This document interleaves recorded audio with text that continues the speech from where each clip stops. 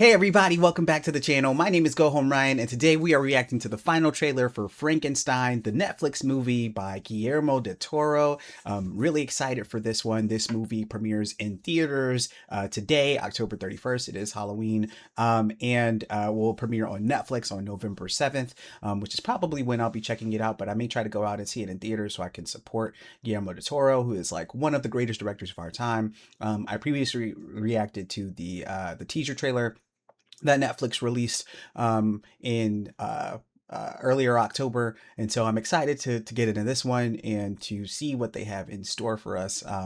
It seems like it's a pretty standard rendition of Frankenstein, but maybe with Guillermo del Toro, you never know. There's a little bit of something up his sleeve. He does a little bit things. He does things a little bit differently. So let's just get into the trailer and see what he's got in store for us. I must confess, I never considered what would come after creation.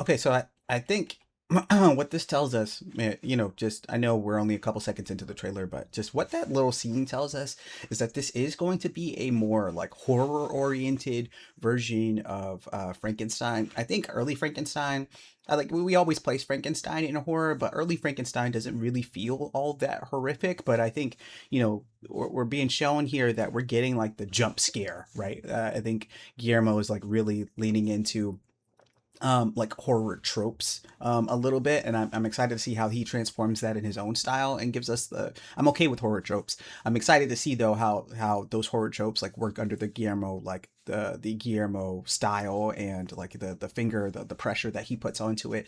Yeah, it tells us that it leans a little bit more horror and a little bit less, like there's still probably a lot of drama here, right? Which is important, for the Frankenstein story. But that's something that I want to call out, is that, yeah, we are getting the jump scary person being dragged out of a tent, kind of a shot that we've seen before in other horror movies, where somebody's being kind of like dragged to their doom. Very interesting from Del Toro. We'll see how that plays out for the rest of the movie too.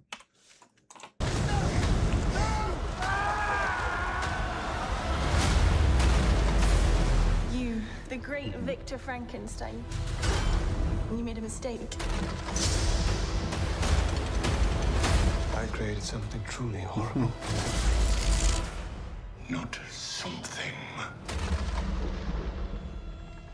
Someone.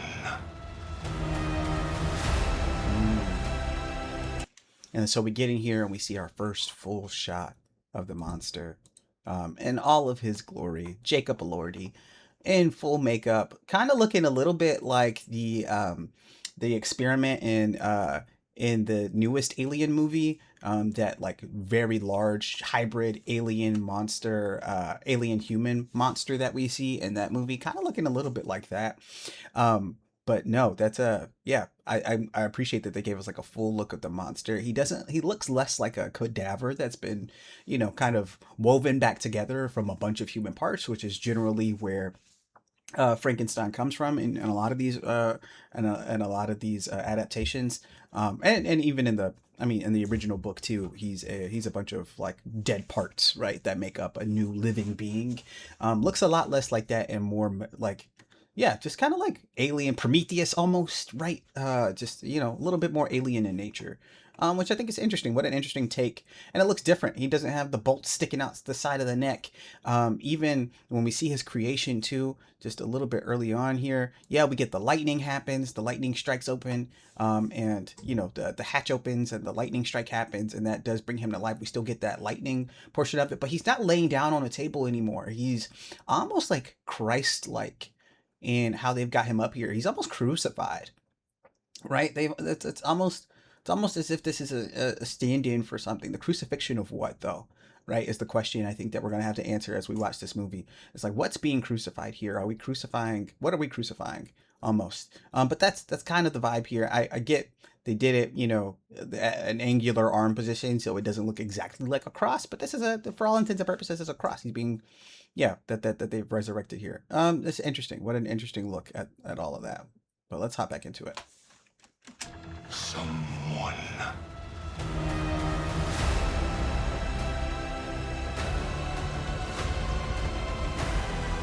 This was the way of the world.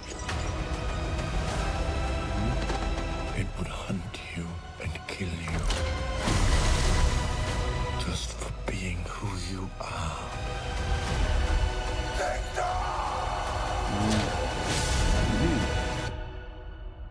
I've not yet finished. Much more carnage will ensue.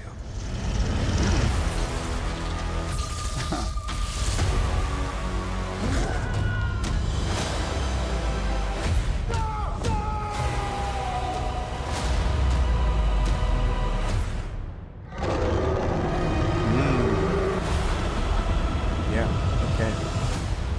This is great. It's a great trailer. November 7th on Netflix. Out in theaters right now. Let's take a step back. Let's look. There were a couple of things in here that I wanted to call out, but I didn't because I wanted to watch the whole trailer first, which is different for me because I don't usually do that. I usually just call things out as I see them. But here, in the first trailer, we saw the ice scene. There. If you read the book, you kind of know where this is headed. But we saw a little bit of this in the trailer of the ice scene. We saw the monster on the ice. He looks a lot different than what he did when we first saw him, right? When we first saw him, he's smooth, and you get a bit of it here too. He's like it's just a very smooth bodied individual. And let's see if we can go back and show it some smooth bodied, smooth in the face even. Right, smooth in the face even. He doesn't look too rough. Yeah, his face is obscured here, so we can't see the entirety of it. His face isn't too rough, but when we get a little bit further into the trailer, once he's been on the ice some, right, and we see a little bit more of him, he's been through it, right? I mean, presumably that was him under the ice, right? We saw the scarring on the hand, so we know that he was coming up above it, but he's been through it at this point, right? This is toward the end of the narrative.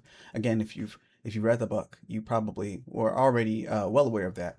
But, toward the end of the narrative, and he's been through a few things, and he starts looking more monstrous. And we even get the monstrous roar. So we see the transformation of this birth of it's almost the birth of a baby, right? You have a baby that's smooth and that's it's new, it's soft, and we get that kind of with the first version of the monster, and then we follow the story through the end, and this version of the monster is old, decrepit, it's got battle wounds and scars, and so it's kind of following this unnatural life from creation to end, which I think is an interesting visual representation of how this story is going to go as we navigate it too. Some other things that we talk about. I just say I think this is a really this trailer is really well edited. They've got in here the word electrifying, and then they've got the electricity going. I thought that was really interesting. They're the editors of this trailer knew what they were doing when they were doing that. I thought that was cool. But I also think this is really action oriented too, which is a lot different than I think I was expecting. Is that a lot of the scenes that we see in here, and I'm going to mute it and play it so you can see what I'm talking about. But a lot of the scenes that we get in here feel more action-y than I think what I would have expected. You've got Oscar Isaac flying through the air here. You get several times over, so we know he gets thrown about a lot. So it seems a lot more practical effect, which I really appreciate, versus CGI. And I mean, I think Guillermo del Toro, you got Shape of Water. Shape of Water is very practical effecty, right? Because you got the man in the fish suit. And so here too, you have some of the practical effects of flying through the air, crashing through the poles and stuff like that. So I think we're going to get a really practical effect heavy movie. That's not to say that we won't get some CGI, because that explosion doesn't seem that explosion can't all be in person, right? That would hurt a lot of people. You got the CGI rubble here, so we're gonna get some CGI mixed with some practical effects, which I think is going to be really great. I think we should use more practical effects in film. It just feels more lifelike to me, even when it is a little weird.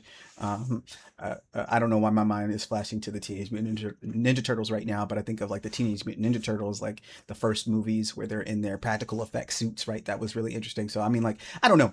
I think practical effects worked really well. But all in all, I'm excited for this movie, and I'm excited what it's going to be like, and what Guillermo del Toro is going to do to it. I mean, it says in here, you have some quotes in here about like he was always meant to make Frankenstein, right?